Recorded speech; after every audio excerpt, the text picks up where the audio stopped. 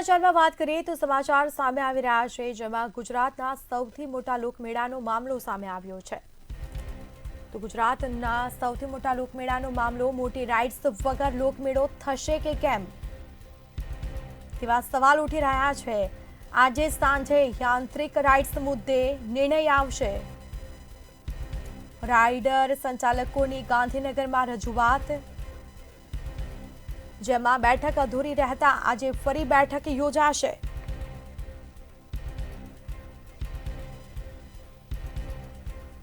TRP game zone બાદ લોકમેળો ચકડોળે ચઢ્યો છે, જેમાં સતત બીજા વર્ષે પણ લોકમેળો ચકડોળે ચઢ્યો છે। આજે રાઇડ સંચાલકોની ગાંધીનગરમાં બેઠક મળશે।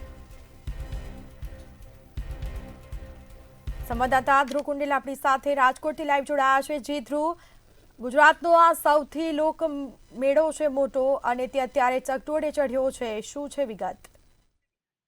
ચોક્કસથી ગુજરાતનો સૌથી મોટામાં મોટો જે લોકમેળો છે તે રાજકોટનો લોકમેળો છે। ખાસ તો હાલ અત્યારે તે લોકમેળો જ ચકડોળે ચડ્યો છે। ખાસ મહત્વની બાબત એ છે કે ટીઆરપી ગેમ ઝોન બાદ તંત્ર અને સરકાર ખૂબ જ એક કડક જે નિયમ છે તેને બનાવ્યા છે।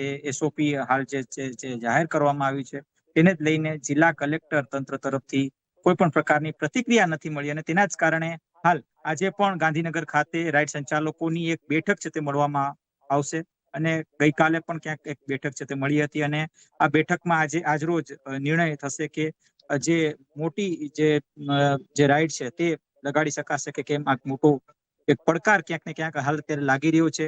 રાજકોટની વાત કરીએ તો રાજકોટમાં દર લોકમેળા અંદાજિત 15 લાખ જેટલા જે લોકો છે તે લોકમેળાને માણવા માટે આવતા હોય છે। ત્યારે ગયા વર્ષની વાત કરવામાં આવે તો ગયા વર્ષનો જે લોકમેળો છે તે ફીકો રહ્યો હતો, અને આ વખતની પણ એ જ પ્રકારની સ્થિતિ ક્યાંક સર્જાણી છે।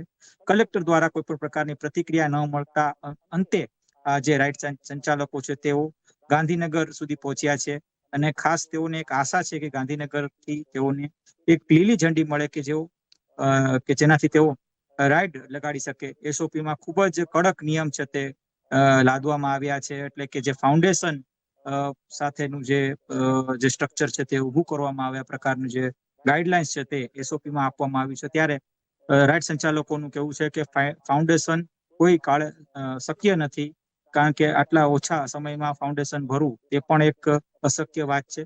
ત્યારે જો વાત કરવામાં આવે તો રેસકોર્સની, તો રેસકોર્સમાં હાલ અત્યારે સૌ કોઈ અત્યારે રાજકોટ વાસીઓ સહિત સૌરાષ્ટ્ર આખામાં એક જ મીટ અત્યારે મંડાવી રહી છે કે લોકમેળો કે રાઇડ સાથે થશે કે રાઇડ વગર થશે। આ એક સવાલ ક્યાંક સૌ કોઈના મનમાં છે। ત્યારે જિલ્લા કલેક્ટર તરફથી સ્પષ્ટ કહેવામાં આવ્યું છે કે હવે તેઓ પ્લાન બી તરફ આગળ વધી રહ્યા છે, એટલે કે જે મોટી જે રાઇડ્સ છે તે રાઇડ્સ નહીં લગાડવામાં આવે, આ પ્રકારની જે વાત ક્યાંક જિલ્લા કલેક્ટર દ્વારા કરવામાં આવી છે।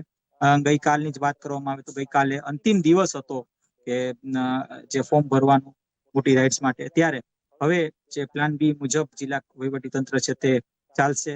આ પ્રકારની પ્રતિક્રિયા ગઈકાલે જિલ્લા કલેક્ટર દ્વારા આપવામાં આવી હતી। ત્યારે ચોક્કસથી કહી શકાય કે હવે હાલ જે રાઇડ સંચાલકો છે તે ગાંધીનગર ખાતે જે ગાંધીનગરના જે ઉચ્ચ અધિકારી અને આ સાથે મુખ્યમંત્રી સાથે ક્યાંક ને ક્યાંક બેઠક કરશે, અને ખાસ તો એક અપીલ કરવાની વાત છે કે રાજકોટનું જે પ્રખ્યાત લોકમેળો છે તે રાઇડ્સ સાથે થાય, આ પ્રકારની અપીલ છે તેઓ કરશે। હવે અપીલમાં સરકારની લીલી ઝંડી મળશે કે કેમ, એક સવાલ ક્યાંક હાલ ઉભા થઈ રહ્યા છે। જી બિલકુલથી જાણકારી આપવા બદલ આપનો આભાર।